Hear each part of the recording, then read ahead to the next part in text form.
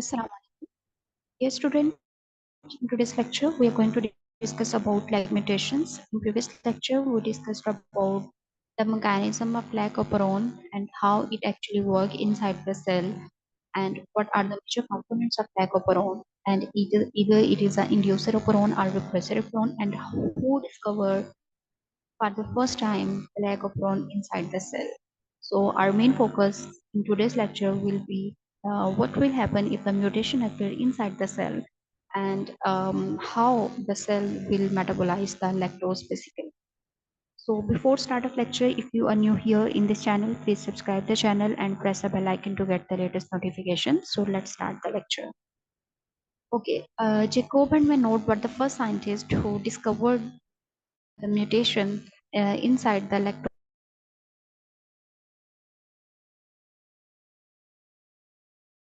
Um, And to study the lac operon and lac mutation inside the cell, the scientists actually selected a bacteria, which is a E. coli bacteria, and that E. coli was a diploid strain.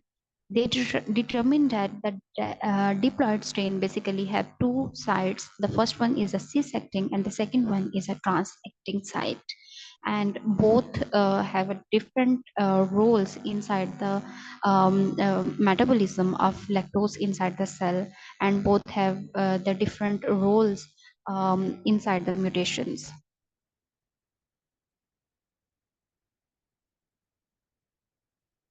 Okay, Jacob and Menard basically discovered for the first time the mutant strain, and that mutant strains basically lost the ability to synthesize either beta galactosidase or permease.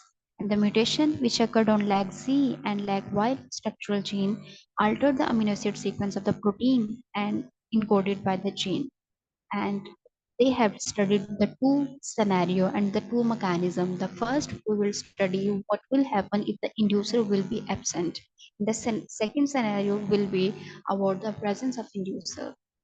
In the absence of inducer, you can see here in the whole mechanism, the lack of positive gene or operon is turned off because there is no lactose present inside the cell, whereas LAG-OC operon produce functional beta-galactosidase from the LAG-Z positive gene and non-functional permease molecule from the LAG-Y negative gene, and that LAG-Y negative gene basically have a missense mutation inside the cell, and both LAG-Z positive and LAG-Y negative produce the beta-galactosidase in the absence of inducer.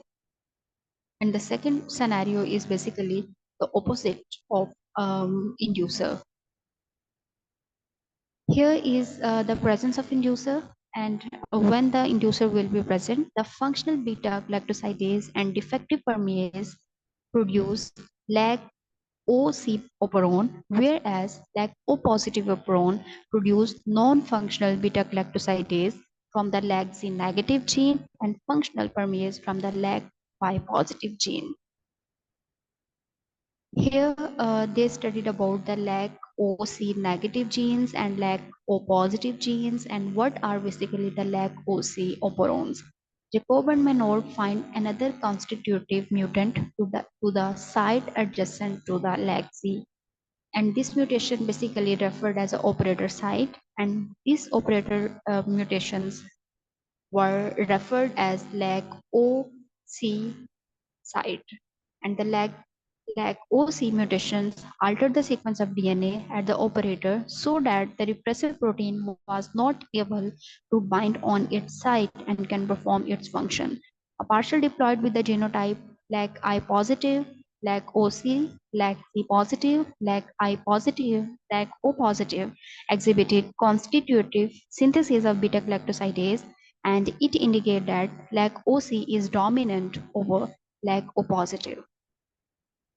Mutations that affect the lactose metabolism have also been isolated at the promoter site, and these mutations are designated as LAG-P negative, and they interfere with the binding of RNA polymerase to the promoter. And when it will interfere with the binding of polymerase, there will be no transcription and no expression will occur. And if this binding will be done, then transcription definitely will be occurred. And this binding in this scenario is very much important for the transcription of structural gene. E. coli strain with LAC-P negative mutation not produce LAC protein either in the presence or in the absence of lactose. So it was concluded that LAC-P negative mutations are cis acting, and lacoperon has two controls. The first one is a positive and the second one is a negative control. Negative control occur when the binding of protein prevent, and the positive will be the control when the binding cause the event to be. Here we will discuss about the positive control, and thereafter we will discuss about the negative control. In positive control, glucose will be present and gene will be participate in the metabolism and the other sugars will be repressed. And this whole phenomena could be called catabolite repression. Catabolite repression basically a positive control, and the catabolite activator protein and complex CAMP, which is a cyclic AMP protein, bind to the site near to the promoter, and it will stimulate the RNA polymerase to bind. And when the RNA polymerase actually bind and activated, the transcription will definitely will be. And the cellular level of CAMP are controlled by the glucose, and the allolactose level will be increased with enhance the level of CAMP, and the transcription will be done. Here is a negative control, and it is the completely opposite of positive control. And lag repressor bind to the operator, and the DNA sequence covered the repressor, and it overlap the DNA sequence recognized by the RNA polymerase. And therefore, when the repressor is bound to the operator, RNA polymerase cannot bind to the promoter, and transcription cannot occur. And the lag operon is said to be negative control. And here were two mechanisms and there were two controls that were studied by Jacob and Menard in whole cell in the sense of lag operon. So that's all about today's lecture. Before end of lecture, please like, share, and subscribe to the channel and press the bell icon to get the latest notification.